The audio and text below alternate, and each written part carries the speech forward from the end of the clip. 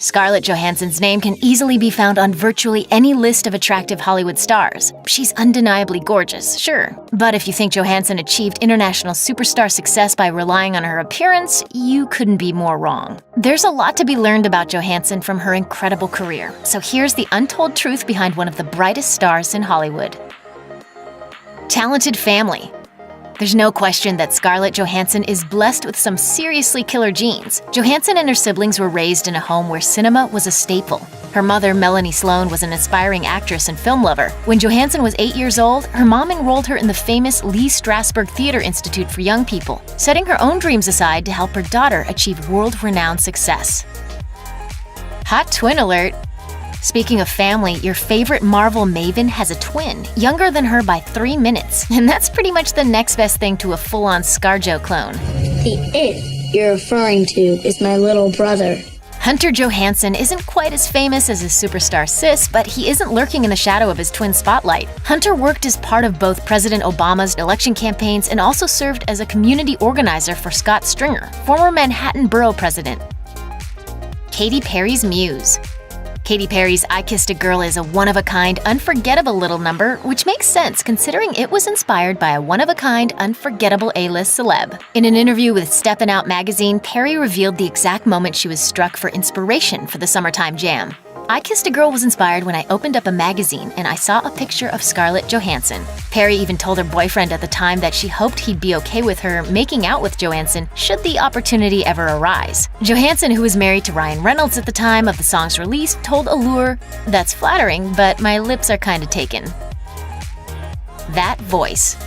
Johansson lent her talents to the 2016 animated musical hit Sing, but it was hardly Johansson's first musical role. The star played a down-on-her-luck aspiring songstress in the 2009 romantic comedy He's Just Not That Into You. Johansson's musical talent isn't limited to the movies. She's also released several studio albums, beginning with Anywhere I Lay My Head in 2008 and Break Up alongside Pete Yorn in 2009. In April 2018, Johansson announced a brand new collaboration with Yorn called Apart by releasing an electronic pop-inspired single, Bad Dreams. She doesn't always land the part. Johansson revealed to radio personality Howard Stern that this gal doesn't take handouts. She works for what she has, auditions for roles she wants, and unfortunately doesn't always get them. She auditioned with laryngitis and was ultimately rejected for the role of Fantine in Les Miserables. But that wasn't the first time Johansson lost a role to a fellow superstar. When she was just a kid, Johansson was considered for Jumanji, her raw talent on full display, but the role eventually went to Kirsten Dunst. Johansson joked to Howard Stern, No, I wasn't bitter enough at then. Yeah, now you're Now I'm bitter. Challenge accepted.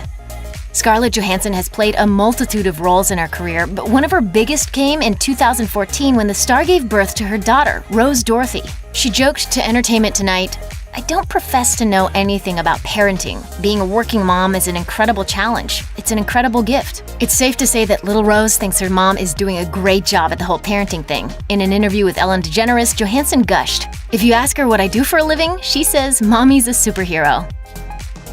The fairy tale role. Even international superstars have dreams, and Johansson is no exception. In an interview with the New York Times, she was asked what on-screen experiences she'd like to create for her daughter. She shared, "Right now I think we both share the dream that I will someday be a Disney princess." Although she hasn't landed that role just yet, Johansson's daughter has no problem asking her mom to sing Disney songs for her. I'll sing like something like this song from Moana, and then she'll be like, "Next!" And then it's like she doesn't want that one, so then I'll do The Little Mermaid. Proud Avenger.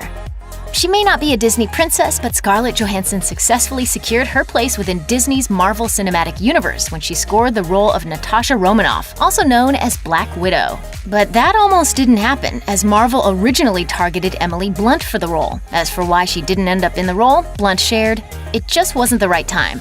It's hard to imagine any actress other than Johansson kicking butt as Black Widow, and Johansson is pretty proud of herself for tackling such a physically challenging role. She told Vanity Fair, "I'm always kind of amazed when I see myself as the Black Widow. I'm like, I kick ass." High-profile romance.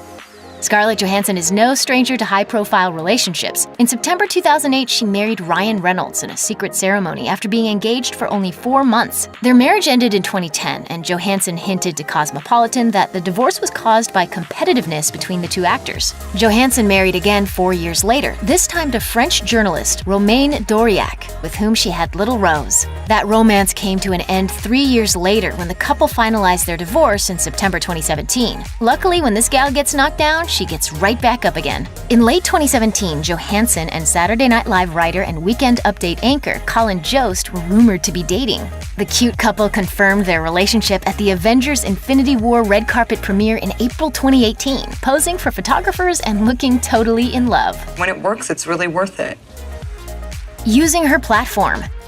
As a megastar, Scarlett Johansson is not afraid to use her platform to give voice to the voiceless. Johansson attended the Women's March on Washington in January 2017, delivering a speech to the massive crowd. President Trump, I did not vote for you. That said, I respect that you are our president-elect, and I want to be able to support you. Before Johansson could consider supporting Trump, however, she had a request. But first, I ask that you support me.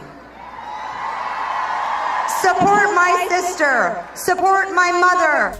Johansson continued. Support the men and women here today that are anxiously awaiting to see how your next moves may drastically affect their lives. Thanks for watching. Click the list icon to subscribe to our YouTube channel. Plus, check out all this cool stuff we know you'll love too.